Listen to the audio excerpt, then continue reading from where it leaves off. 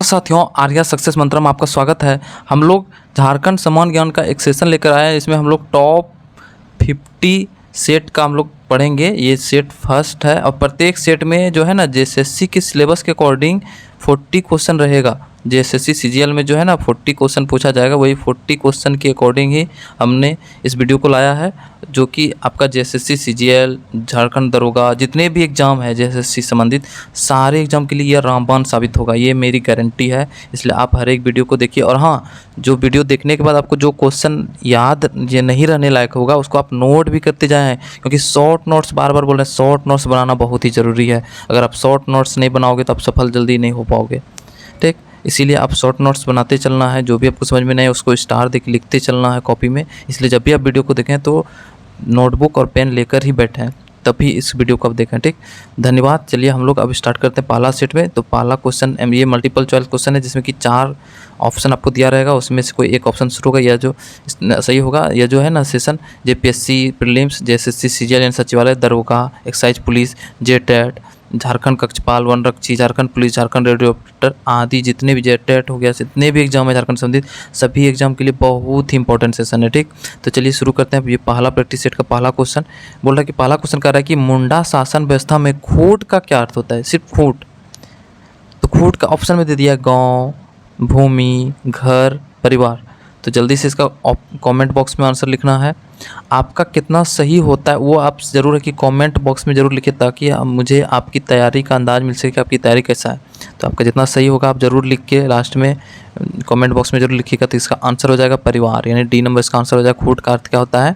परिवार। ठीक, अगला प्रश्न पर हम लोग मूव करते हैं। और आपको लग रहा होगा कि मैं धीरे धीरे पढ़ा रहा हूँ, तो आप ज़रूर है कि वीडियो का जो है स्पीड आप बढ़ा करके देख सकते हैं, क्योंकि मैं तो समझाते हुए पढ़ाऊंगा ही, क्योंकि मेरा काम ही है अच्छा से पढ़ाना, ताकि लोगों को ज़्यादा से ज़्यादा समझ में आए। तो बहुत लोग को लग रहा होगा कि स्पीड से नहीं पढ़ा रहा, धीरे धीरे पढ़ा रहा है, तो आप स्पीड बढ़ा के वहाँ से देख सकते हो।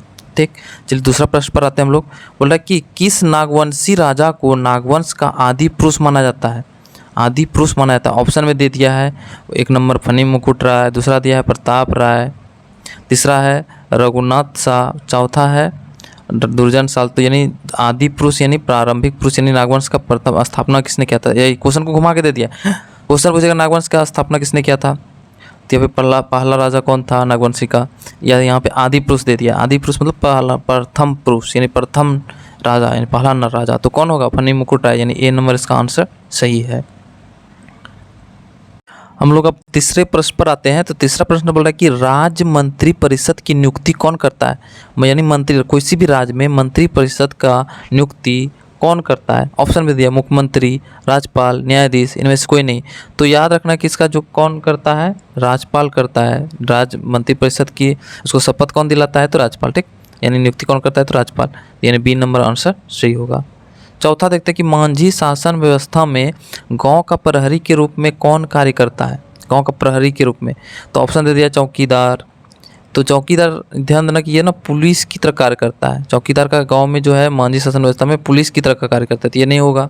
उसके मोड़े मांझी, भागदो प्रजा। तो भागदो प्रजा जो होता है ना, तो कभी कभी क्या होता है कि झगड़ा निपटाने के लिए यानी मांझी जो है यानी गांव का जो प्रधान जिसको मांझी कहा जाता है, तो यानी भागदो प्रजा से वो लोग क्या करता है कि वरिष्ठ नागरिक जो होता है, वरिष्ठ कुछ लोग से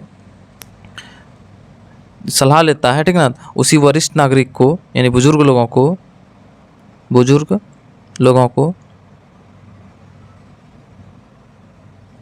लोगों से कुछ सलाह लेता है। ठीक ना, तो वही बुजुर्ग लोगों से जो सलाह लेता है उसी को बोलते भागदो पर जाती है। ये भी नहीं होगा, तो डी नंबर इसका आंसर सही होगा। लाशेर टंगाए, गांव का प्रहरी कौन होता है? लाशेर टंगाए। ठीक, नेक्स्ट आते हैं हम लोग। राज्य सरकार को कानून संबंधी विषयों पर कौन सलाह देता है? यानी कोई भी किसी भी राज्य सरकार को कानून संबंधी विषयों पर सलाह कौन देता है? ऑप्शन में दे दिया है मुख्य न्यायाधीश, महाधिवक्ता, राज्यपाल, इनमें से कोई नहीं। तो इसका आंसर होगा महाधिवक्ता। अब महाधिवक्ता किसको कहते हैं?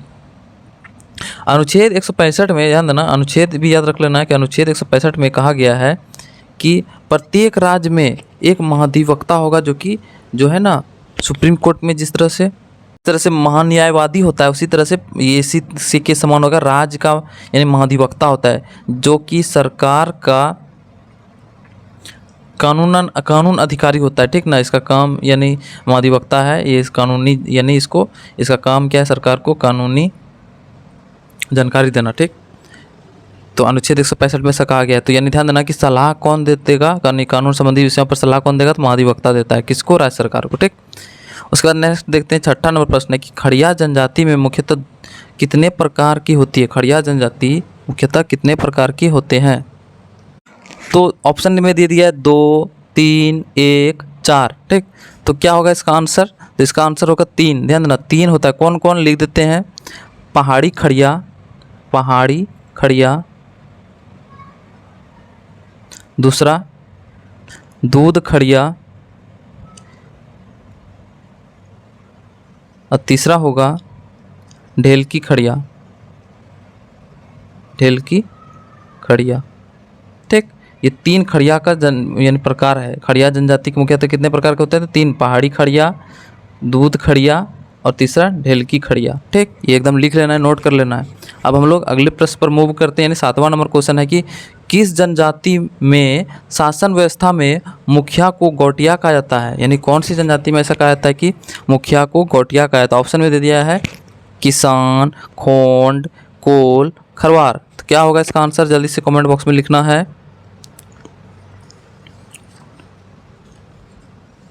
तो आंसर हो जाएगा सी नंबर, इसका आंसर होगा खोंड इसका आंसर हो जाएगा खोंड। यानी खोंड में क्या कहता है? मुखिया को गौटिया कहा जाता है। एकदम रट लेना है इसको। अगले प्रश्न पर आते हैं। 8वां नंबर बोला कि किस जनजाति का प्रधान देहरी होता है। ऑप्शन में दे दिया है बेदिया, बैगा, बंजर और बंजारा, और उसके बाद फिर और दे दिया है डी नंबर बथुड़ी। तो क्या होगा इसका आंसर? जल्दी से बताना है। तो इसका आंसर हो जाएगा डी नंबर बथुड़ी जनजाति। बथुड़ी जनजाति में क्या होता है कि जनजाति का प्रधान देहरी होता है, ठीक ना, देहरी। 9वां प्रश्न बताए सदानों की जीविका का प्रमुख साधन क्या है। सदान लोग का जीविका का प्रमुख साधन क्या है। ऑप्शन में दिया है कृषि, पशुपालन, शिकार, व्यापार। तो क्या होगा इसका आंसर? जल्दी से बताना है। तो याद रखना कि सदानों की जीविका का मुख्य साधन क्या है? कृषि है। याद रखना ए नंबर होगा आंसर इसका, कृषि होगा। 9वां 10वां प्रश्न पर आते हैं। जनसंख्या की दृष्टि से भारत का सबसे बड़ी जनजाति जो कि झारखंड में भी पाई जाती है कौन सी है। ऑप्शन में दे दिया भील, उरांव, संथाल, गोंड। तो इसका ध्यान देना कि इसका क्वेश्चन यानी समझना जरूरी है। अगर भारत की सबसे बड़ी जनजाति जो कि झारखंड में पाई जाती है तो आंसर गोंड होगा, ध्यान देना, ठीक। लेकिन सिर्फ पूछेगा झारखंड की सबसे बड़ी जनजाति, झारखंड की सबसे बड़ी जनजाति, जनसंख्या की दृष्टि से झारखंड की सबसे बड़ी जनजाति, तब क्या होगा आंसर? संथाल, ठीक ना, संथाल। लेकिन यहाँ पूछा कि जनसंख्या की दृष्टि से भारत में सबसे बड़ी जनजाति जो कि झारखंड में भी पाई जाती है, तब क्या होगा आंसर? गोंड, ठीक, गोंड। यानी इस क्वेश्चन के अकॉर्डिंग आंसर गोंड होगा। लेकिन अगर ऐसा पूछेगा झारखंड सबसे बड़ी जनजाति जनसंख्या की दृष्टि से तो संथाल होगा, ठीक। अगले प्रश्न पर आते हैं। 11 नंबर प्रश्न है कि रानी सर्वेश्वरी देवी का संबंध झारखंड के किस क्षेत्र में रहा है। ऑप्शन छोटा नागपुर, पलामू, कोल्हान, संथाल परगना। तो आंसर क्या होगा? संथाल परगना। याद रखना कि आंसर इसका रानी सर्वेश्वरी देवी कहाँ से संबंधित था? संथाल परगना से। अब हम लोग अगला 12वां प्रश्न देखेंगे। तो इसने क्या कहता है, रानी सर्वेश्वरी ने किया कि पहाड़िया सरदार के सहयोग से क्या कहता है, अंग्रेजों द्वारा दामिनी को जो बनाया था ना, उसी का विरोध कर रहा था, इसलिए इसको जेल में डाल दिया था। अंतिम समय इसका कहाँ बीता था? भागलपुर के जेल में, रानी सर्वेश्वरी का। अगला प्रश्न आता है 12वां नंबर प्रश्न है कि पंडित रघुनाथ मुर्मू का संबंध निम्नलिखित में से किस भाषा से। ऑप्शन में मुंडारी, खड़िया, नागपुरी, संथाली। तो याद रखना आंसर इसका होगा संथाली। यानी संथाल का जो लिपि होता है ओल चिकी, इसी का आविष्कार किया था किसने? रघुनाथ मुर्मू ने इसका आविष्कार किया था। कब किया था याद रखना, ये भी याद रख लेना है 1941 में। 1941 में आविष्कार किया था। यानी इसका लिपि का, संथाल का लिपि क्या होता है, उसी का आविष्कार किया था, ठीक। यहाँ तक क्लियर हो गया। अगले प्रश्न पर आते हैं हम लोग। झारखंड आंदोलन का जनक किसे माना जाता है। ऑप्शन में दे दिया है जे बार्थोलमन, शिबू सोरेन, जयपाल सिंह, विनोद बिहारी महतो। तो याद रखना इसका आंसर ए नंबर होगा, जे बार्थोलमन को झारखंड आंदोलन का जनक माना जाता है। 13वां के बाद हम लोग 14वां प्रश्न देखते हैं। सूची 1 को 2 सूची के साथ सम्मिलित कीजिए और नीचे दिए गए कूट का उपयोग करते हुए उत्तर देना है। तो एक को दूसरे के साथ यानी मिलाता है, मिलान करना। उसके बाद फिर नीचे देखो कूट दिया हुआ है ABC यानी ABCD का, उसी को मिलाना है, ठीक। तो देखते हैं झारखंड मुक्ति मोर्चा, इसका स्थापना कब हुआ था। तो झारखंड मुक्ति मोर्चा का स्थापना 1973 में, बिल्कुल सही है। किसान सभा की स्थापना कब हुआ था? तो 1930 में, ये भी सही है। बिरसा सेवा दल की स्थापना कब हुआ था? 1965 में, ये भी सही है। झारखंड विषयक समिति का गठन 1989 में, ये भी सही है। तो यानी एक का ए होगा, यानी ए का A1, बी का 2, सी का 3, डी का 4, यानी 1 2 3 4 लगातार जिसमें रहेगा वही होगा। तो ये तो नहीं होगा, ये भी फिर नहीं हो रहा है। तो सी नंबर इसका आंसर होगा। 1 2 3 4 लगातार दिया है, यानी सी नंबर इसका आंसर हो जाएगा। तो इसका रटने की याद रखना है कि झारखंड मुक्ति मोर्चा का स्थापना कब हुआ था? 1973 में, झारखंड विषयक समिति का 1989 में, और किसान सभा 1930 में, बिरसा सेवा दल का 1965 में। किस भारतीय नेता का ताना भगत आंदोलन में सर्वाधिक प्रभाव था, यानी सबसे ज़्यादा प्रभाव किसका था? तो ऑप्शन होगा जवाहरलाल नेहरू, महात्मा गांधी, जयपाल सिंह मुंडा, सुभाष चंद्र बोस। तो आंसर क्या होगा? सी नंबर इसका आंसर होगा महात्मा गांधी। महात्मा गांधी का सबसे सर्वाधिक प्रभाव था। और अगला 16वां प्रश्न देखते हैं कि निम्न में से कौन सा त्यौहार कार्तिक अमावस्या के दिन मनाया जाता है? कार्तिक अमावस्या के दिन मनाया जाता है। ऑप्शन में करम, सोहराय, सरहुल, टूसू। तो टूसू तो नहीं होगा, क्योंकि टूसू जो मनाया जाता है ये मनाया जाता है माघ में। यहाँ कार्तिक पूछा है, माघ में मकर संक्रांति के दिन मनाया जाता है टूसू। सरहुल, अब कर्मा भादों में मनाया जाता है, ये भी खत्म। अब बचता है सोहराय और सरहुल। तो ध्यान देना कि सोहराय जो है ये कार्तिक महीना में मनाया जाता है। कार्तिक महीना में दिवाली, यानी कि दिवाली का त्यौहार, यानी दिवाली जब भारत में दिवाली जब मनाया जाता है तो उसी समय कार्तिक अमावस्या को ही क्या मनाया जाता है? झारखंड के आदिवासी द्वारा सोहराय मनाया जाता है। ठीक, ये आंसर सही है, सोहराय। सी नंबर इसका आंसर होगा। याद रख लेना है कि कार्तिक अमावस्या में सोहराय मनाया जाता है। अगला प्रश्न पर हम लोग आते हैं अब। जनजाति समाज में 17वां प्रश्न पर, जनजाति समाज में टोटम से क्या अभिप्राय है? ऑप्शन दे दिया है, ए नंबर दे दिया है समगोत्रीय विवाह, बी नंबर गोत्र चिन्ह, सी नंबर सामाजिक बहिष्कार, डी नंबर जादू टोना। ठीक, ऐसे करके दे दिया है ऑप्शन में। तो इसका आंसर होगा कि गोत्र चिन्ह, गोत्र चिन्ह। अब ध्यान देना कि प्रत्येक जनजाति समूह में, याद रखना कि प्रत्येक जनजाति समूह में बहुत सारे गोत्र होता है। ठीक ना, गोत्र होता है, और प्रत्येक गोत्र का अपना अलग अलग चिन्ह होता है। ध्यान देना कि आदिवासी जो लोग रहते हैं उसका देखना कि हाथ में उसका एक चिन्ह बनाया हुआ रहता है, गोदना जैसे लिया हुआ रहता है। ठीक ना, तो यानी अपना उसका प्रत्येक गोत्र का अपना अपना चिन्ह होता है, और जो उसे ही उस चिन्ह को ही, गोत्र चिन्ह को ही टोटम कहा जाता है। टोटम याद रखना, यानी बी नंबर इसका आंसर होगा। 18वां प्रश्न पर आते हैं। बोला कि झारखंड राज्य के किस जिले में सभी विधानसभा क्षेत्र अनुसूचित जनजाति के लिए आरक्षित है? अनुसूचित जनजाति के लिए आरक्षित है। ऑप्शन में दे दिया Gumla, Lohardaga, Palamu, D number A और बी दोनों, ए और बी दोनों। ठीक, तो आंसर क्या होगा जल्दी से बताना है। तो यानी ध्यान देना कि अनुसूचित जनजाति यानी ST शेड्यूल ट्राइब, ठीक ना, ये इसके लिए जो है ना गुमला और लोहरदगा दोनों जिला में रिजर्व है। किसके लिए? ST के लिए। ठीक ना, तो इसका आंसर क्या हो जाएगा? ए और बी दोनों, यानी डी नंबर इसका आंसर होगा, ए और बी। तो याद रखना कि गुमला और लोहरदगा जो है ना वो ST के लिए, इसका जो विधानसभा का सीट जो है ना रिजर्व है, वहाँ पे और किसी OBC जनरल ये सब खड़ा नहीं हो सकता है वहाँ से। ठीक, नेक्स्ट देखते हैं 19वां प्रश्न। झारखंड में रबी फसल के अंतर्गत सर्वाधिक क्षेत्र पर बोई जाने वाली फसल कौन सी है? यानी सबसे ज़्यादा फसल रबी फसल में कौन सा बोया जाता है? ऑप्शन में दे दिया गेहूँ, चना, सरसों, जौ। ठीक, तो इसका क्या हो जाएगा आंसर? तो इसका आंसर क्या हो जाएगा? चना। ध्यान देना, चना इसका आंसर होगा, चना इसका आंसर हो जाएगा। चना जो है ना रबी फसल में सबसे ज़्यादा बोया जाता है झारखंड में। तो उसका नेक्स्ट देखते हैं 20 नंबर प्रश्न के, निम्न धार्मिक समुदायों में से किसकी साक्षरता दर झारखंड राज्य में सर्वाधिक है? यानी साक्षरता दर सबसे अधिक किसका है?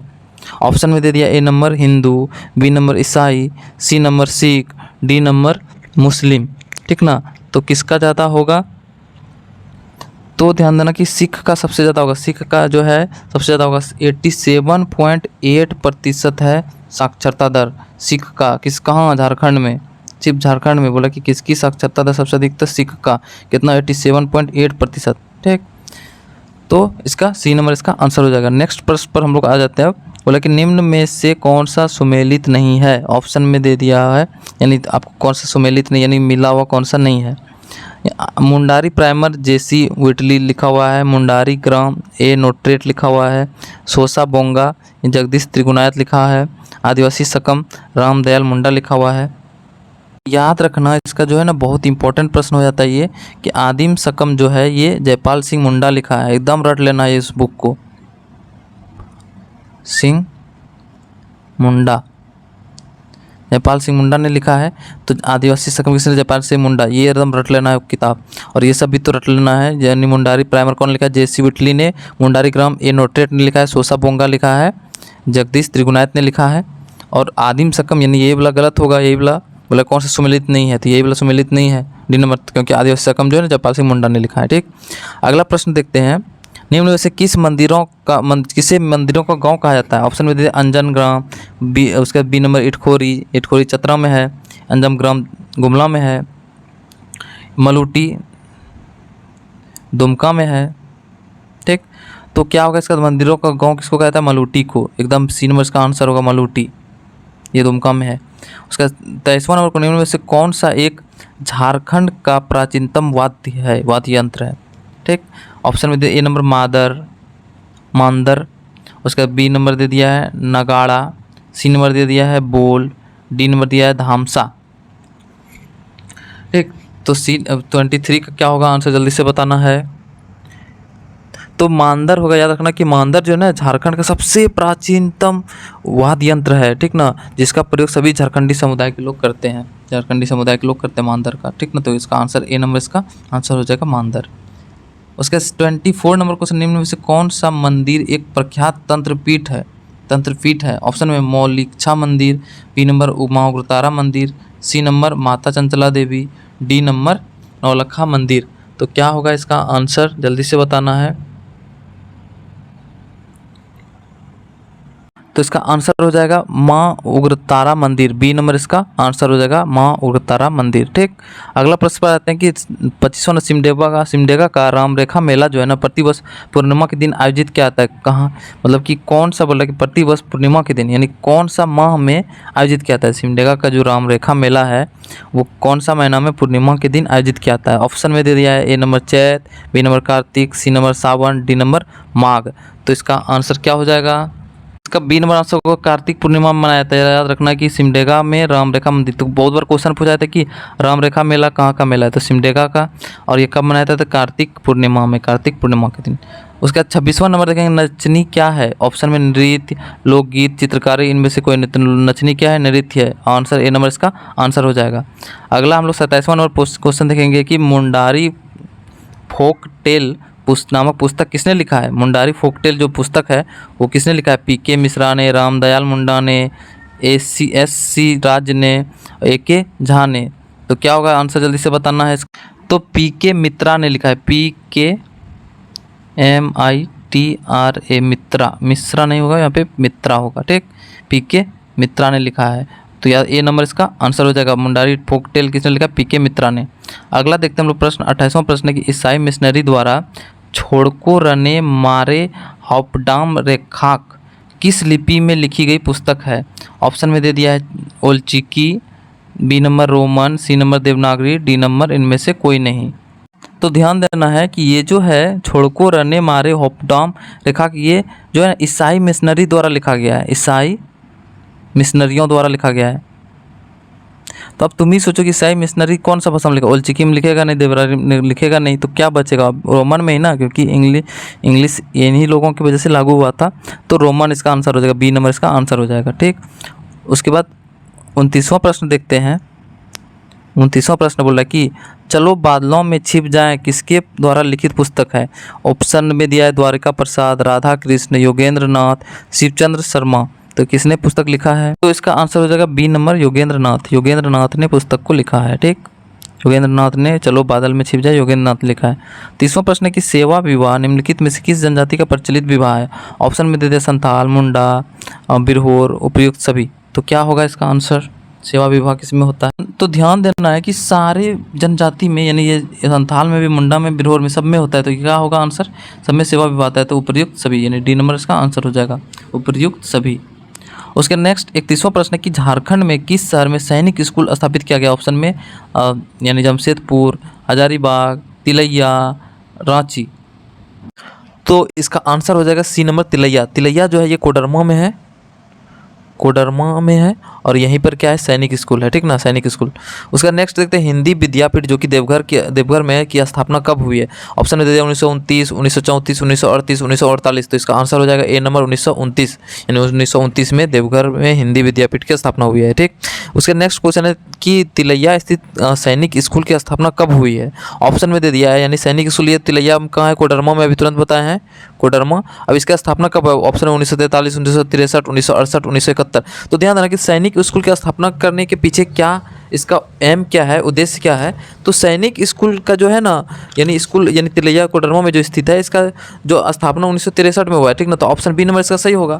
अब इसका जो उद्देश्य क्या है, कि उद्देश्य है कि रक्षा की सेवा में, रक्षा सेवा में यानी डिफेंस में, यानी मानसिक और शारीरिक स्तर पर छात्र को तैयार करना, ठीक। तो इसका आंसर हो जाएगा बी नंबर, इसका आंसर होगा, यानी रक्षा सेवा के लिए क्या करता है, छात्र को तैयार करना इसका मेन मकसद रहता है, ठीक ना।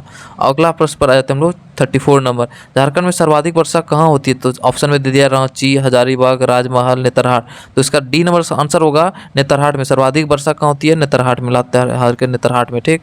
अगला हम लोग देखते हैं प्रश्न बोल रहा है कि महान क्रांतिकारी अरविंद घोष और वारिंद घोष के नाना राज नारायण बसु कहाँ के रहने वाले थे। यानी वारिंद घोष और अरविंद घोष का जो नाना था राज नारायण बसु, ये कहाँ के रहने वाले थे। ऑप्शन में दे दिया है रांची, जमशेदपुर, पलामू, देवघर। तो आंसर होगा इसका डी नंबर आंसर देवघर के रहने वाले थे। नेक्स्ट प्रश्न में आते हैं 36 नंबर क्वेश्चन है कि चंपारण आंदोलन की रूपरेखा झारखंड के किस स्थान पर तैयार की गई थी। यानी चंपारण में जो आंदोलन हुआ था कब हुआ था, 1917 में, ठीक। तो ये जो हुआ था चंपारण आंदोलन, इसका जो रूपरेखा जो तैयार किया गया था वो झारखंड में। तो झारखंड में कौन सा शहर में किया गया था, ऑप्शन में दिया हुआ है जमशेदपुर, पलामू, रांची, देवघर। जल्दी से इसका आंसर बताना है कि क्या होगा इसका आंसर। तो इसका आंसर क्या होगा, जल्दी से बताना है। तो इसका आंसर हो जाएगा रांची, ठीक ना। तो रांची में इसका स्थापना, यानी जो है ना 21 दिन तक झारखंड में ये रहे थे, रांची में ही। तो यहाँ पे रूपरेखा तैयार हुआ था रांची में। आंसर हो जाएगा इसका रांची। नेक्स्ट प्रश्न में आते हैं 37 नंबर। बोला कि बिहार स्टूडेंट कॉन्फ्रेंस का 16वां अधिवेशन कहाँ हुआ था। ऑप्शन में रांची, धनबाद, गुमला, हजारीबाग।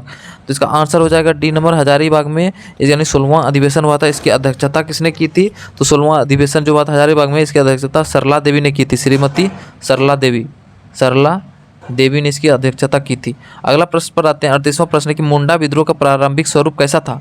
ऑप्शन दिया हुआ है सुधारवादी, आदर्शवादी, व्यक्तिवादी और इनमें से कोई नहीं। तो क्या होगा इसका आंसर, जल्दी से कमेंट बॉक्स में बताना है फास्टली, जितना जल्दी से आप बता सकते हो। और आपका कितना सही हुआ आप ज़रूर है किसको आप ज़रूर लिखिएगा कमेंट बॉक्स में कि अब मेरा इतना सही हुआ। जैसे किसी का जितना भी सही हो रहा है वो जरूर लिखे, ताकि मुझे आपकी तैयारी का अंदाज़ा लग सके कि आपका तैयारी कैसा है।